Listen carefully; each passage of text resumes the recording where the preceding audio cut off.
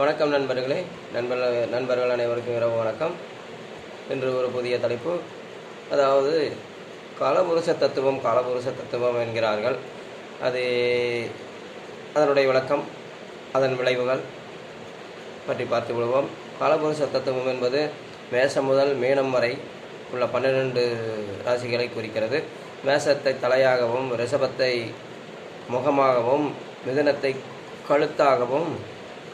கழுத்து பகுதியாகவும், கடகம் இடது மார்பாகவும், கடகம் வலது மார்பாகவும், சிம்மம் இடது மார்பாகவும், அதன் மாதிரி ஒவ்வொரு ராசிக்கும் ஒவ்வொரு மனித உடல் உறுப்புகள் இருக்கிறது. இவற்றை குறிப்பது தான் காலபுருஷ தத்துவம் என்பது.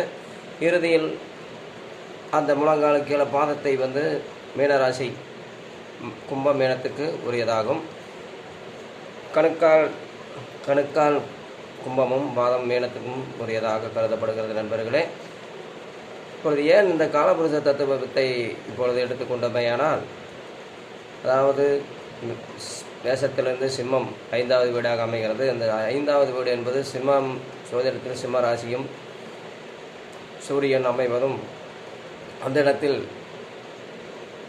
மற்ற தீய கிரகங்களான ராகு கேது அமைவதும், சனி அமைவதும் சில பாதிப்புகளை கொடுத்துவிடும். உலக அளவிலும் பாதிப்புகளை கொடுத்துவிடும். அந்த ஜாதகருக்கும் பாதிப்பு கொடுத்துவிடும்.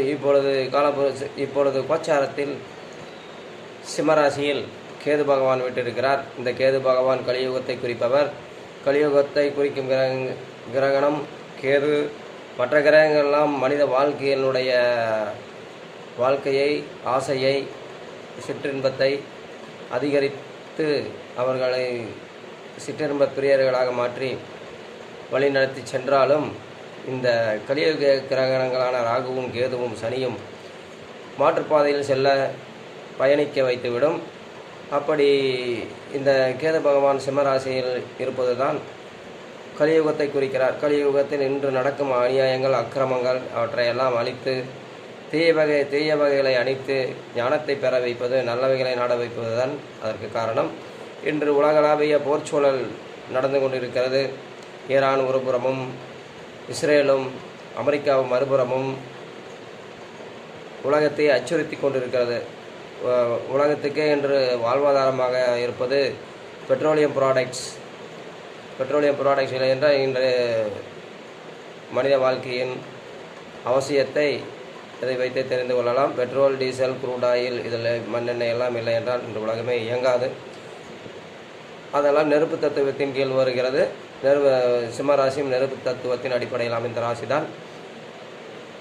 இந்த போர்ச்சூழல் மீண்டும் சீக்கிரம் முடிவுக்கு வருமாறு நாம் அனைவரும் ஆண்டவனை பிரார்த்திப்போம். கேது பகவான் அதற்கு வழிபடுவார் என்று நினைக்கிறேன்.